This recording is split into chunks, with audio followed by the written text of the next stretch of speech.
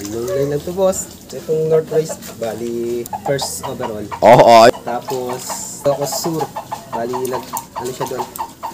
Lap champion. Ito mga kaibon, oh, galing lang sa bata. Binili lang kasi walang asawa yung ibon niya. 70 pesos nga lang, boss. Yung second lap, sinubukan ko na magbigay na kada hapon. Pagkatapos magpatukan ng hapon, nakita ko ng resulta ng second lap. Maganda. Tinuloy ko siya hanggang final lap.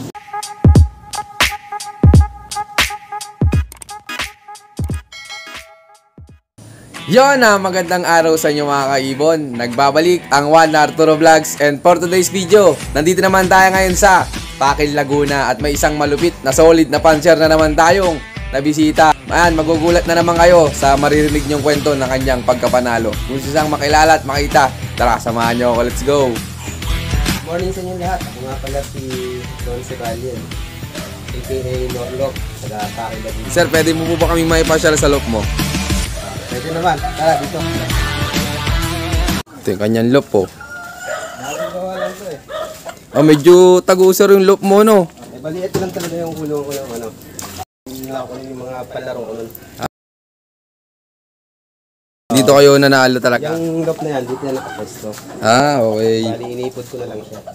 Tapos ito sir na bago kagagawa lang. Oo, wala pang isang linggo.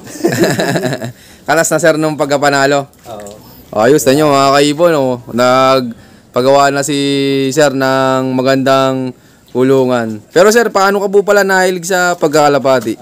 Yung bata pa, mahilig na rin mag-alaga. Kaso nitong medyo tumanda na, hindi naman lumaki. Yung tatay ko nakakuha ng kalapati sa dagat. Yan, sa Laguna Bay. Hinanapan ko ng kapares. Ayun, nagtuloy-tuloy na. Tapos, yung sa pagkakarera, alaga lang talagang gusto ko nun eh. Nabasa lang, nanonood sa YouTube, nakita ko na may karera pala ng kalapati, ay sinubukan ko na rin. Ayun, hanggang sa tuloy-tuloy. Ayun. Ay sir, pwedeng makita yung nanalo mong ibon? Ah, wala dito sir. Iniwalay ko na. Bali, nakasalang na po pala sir. Oo, kondisyon na. Yan. Ito na, boss. Ito mga kaibon yung nanalo niya, oh. Ano po palang bloodline nan sir? Anong line lang to, boss? Anong line lang? Oo. Anong naging achievements nan sir na itong North Race? Itong North Race, bali, overall siya ng OB sa IPRA. Pang ilan sa overall sir? First overall. Kaibon, simpleng puncher lang yan dito sa Pakil, Laguna. Tapos, itong sa Ilocos Sur, bali, ano siya doon? Ang tina niya mga kaibon, oh. Unknown line lang na, kalapati niya dito. Kaya, ang galing. Tapos, first lap, bali, sa Bulinaw, siya, cut off. Nasa 500 plus ang speed. Oh, sayang sir. Si Boss Jim lang ang nag-clock nun eh. Oh, solo clocker yun sir eh. Tapos nung pagdating ng second lap, naging apat ata siya sa clocking. Oh, bilis sir ano? Ate, anong speed po no, nung second lap? Nasa 1,009 ata yun. Tapos nung third lap, nasa naman, nasa 900. Tapos nung fourth lap, nasa 900 plus pa rin. Tapos nung last lap, 906 ata yun o 907 ang Pagka parang na rin siya, maintain na yung speed niya ng mga padulo na. Oh, ayos. Ano mga ginawa mong preparation dyan sir nung last lap? Binigyan mo ng asawa o ano? Ah, bago magsimula sir nung derby, may kaper na? Oo, wala pa lang siyang nun. Wala pa silang itlog nun. Tapos ng mga bandang second lap, ayun, nagkaroon na siya ng itlog. Kaya siguro gumanda yung uwi niya nung pagdating ng third lap, fourth lap. Oh, yus. Bali, yan po bang pagkapanalo mo sir? First time po? Ayos. Masarap sa pakiramdam eh. Kita naman ng tropa yon. May kasama kasi ako nagabang dito nun eh. Sina Kevin at si John Larry. Habang naghihintay, hindi mapakali nung dumating. Sobrang tuwa. Ayun. Adi sir, lalo kang sumaya nung nalaman mo na first overall. Oo. Ang tawag doon na. Baga, hindi mo rin naasahan na ano. Hindi ka naman binigo ng ibon. Ay. Yun. Ayos sir, pwedeng pakibuka mo ng pakpak. May viewers tayo na gustong makita yung mga pakpak eh. Ito mga kaibon yung pakpak niya oh. Hindi mo Solid siya- oh. Kompleto. Sayang sir, old bird ano. Bakit po iba yung ring? Wala kasi akong ring ng, ano na, ng April nun. Pero ano yan, yung sa edad, Sa edad. sakto sana. Oo, may di pa din. Yung sayang oh, sa ring oh. Wala lang talaga. Wala, Ayun, pati nga sir. Ayun oh. Sayang naka-combring lang siya. wala talaga siyang... Sayang. Tingin nyo sir, kung naka-YB rin yan, may chance din sa YB. Hindi ko siguro masasabi din at ano lang talaga eh. Nagkataon siguro, tsaka sinuwerte. Ayun. E di sa susunod sir, bibili na kayo ng YB ring. Kasi mas maganda yung ano eh. Kumbaga halos kaideran din yung kalaban niya, kasali. Tsaka kung sakali man pala rin, mas maganda ang tatamahan. Ayan, abangan natin sa susunod na karera. Bali, sir, saan nyo po pala nakuha yung magulang? Yung magulang ito. Yan. Nabili ko lang sa bata kasi yung ano nito boss. Yung tatay. Ah, bali, sa bata lang sir. Pag medyo naglulukon eh, babalik ko siya doon sa magulang nung ano eh. Nag-overall eh. Babalik ko. Oo nga. Sir, pakibuka nga pakpak sir. Ito mga kaibon, oh, galing lang sa bata. Binili lang kasi walang asawa yung ibon niya. 70 pesos nga lang. Ito, tinan niyo mga kaibon, oh, 70 pesos lang na ibili ibon pa sa bata. Hindi, tuwan-tuwa ng bata nun sir, ano? Oo. Bagas. Yung dati nga, ano lang eh, pag pinilabas nila ng halaga ng 50 pesos, okay na sa kanila eh. Taga dito yung batang yan sir. Oo. Yun lang siya, may bagong munisipyo. Nalaman na sir na nanalo yung anak. Hindi ko matagal na, 2019 na yun eh. Wala. Pero pang ilang anak yun sir, yung nanalo? Bali, isang plots ko lang sila nung magulang niya eh. Ah, opo. Tapos, yung isa, naging kaparis niya. Bali, naging yun ang pinaka-motivator nung champion. Kaso, nung nag-itlog sila, yung itlog naman nila, anong tawag doon, inilipat ko. Kasi nga, sabi ko eh, baka hindi mapisa kasi nga. Kasi tinatayo ng hen, di ba? Pag halimbawa, walang kapalit ng 2 araw. Ayun. Yun ang tangko. Kaso, hindi rin na ano yung anak nila. Hindi rin napisa.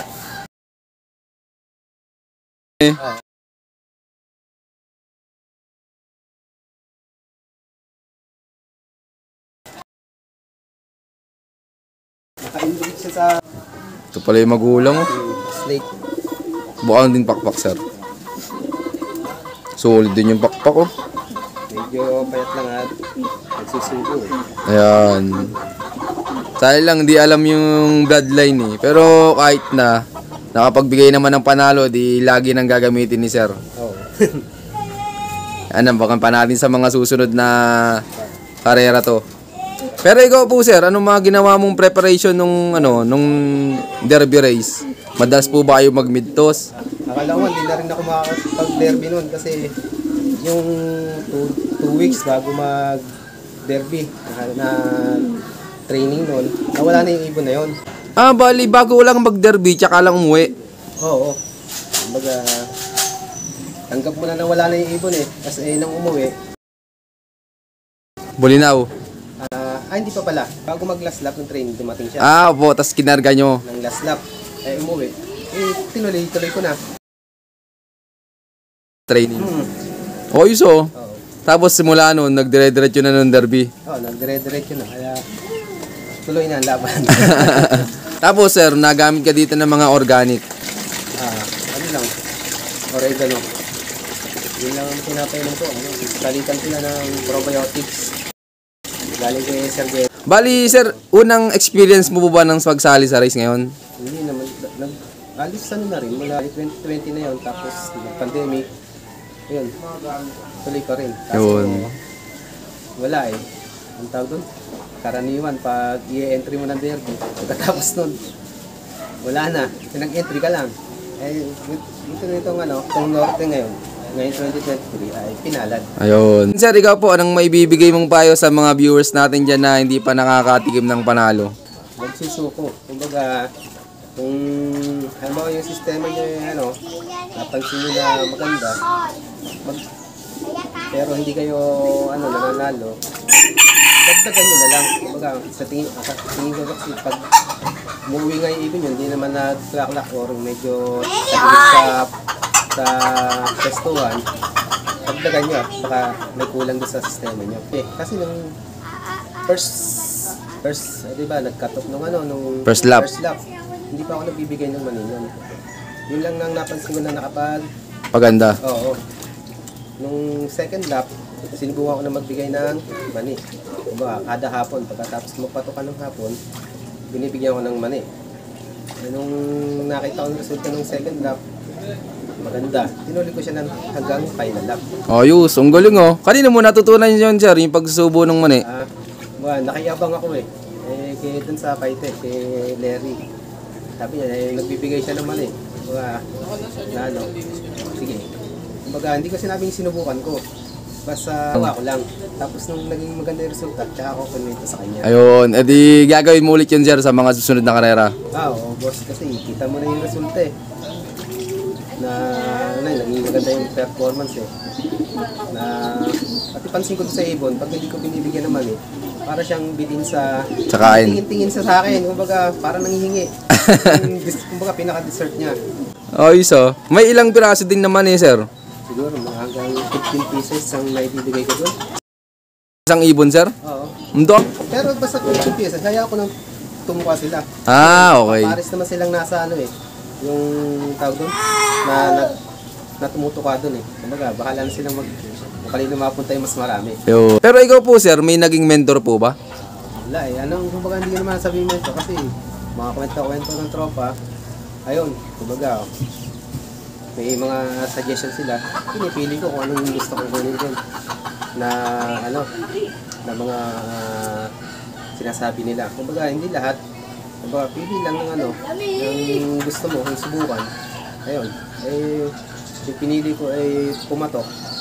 Kaya, tinuloy-tuloy ko talaga. Ayun. Maging maganda naman yung resulta. Ayun, thank you po, sir. Sir, gaano kasaya po ba sa pagkakalapati? Kumbaga, sa buong linggo, busy ka. Tapos pagdating ng linggo, yun pang parelax. Kaya, sulit. Masaya. Ayun. Muli, ako nga pala si Ron Ceballos ng Paking Laguna, also known as Norlo. I love this game. Yun maraming salamat nga pala sa patuloy niyo suporta mga kaibon. At siyempre, Sir Nor, maraming salamat din po sa pag-unlock na makapag-love visit sa'yo. At yun, sir, baka po pala may mga gusto kang i-shoutout dyan. Meron, yes. Shout nga pala dyan sa tropang Paite, LPBA. Shoutout kay Jan Axel, Jan Kevin, Custom Jan Larry, Jan Roy, Jan Clark, Jan Vincent. Sa ibang tropa dyan na hindi ko masabi, napakadami natin kaya ubusin tayo ng oras. Tapos dyan sa binibili ako dito ng pizza package, Habanero Pizza Supply. Shoutout dyan. Okay naman, sir. Okay naman. Yan.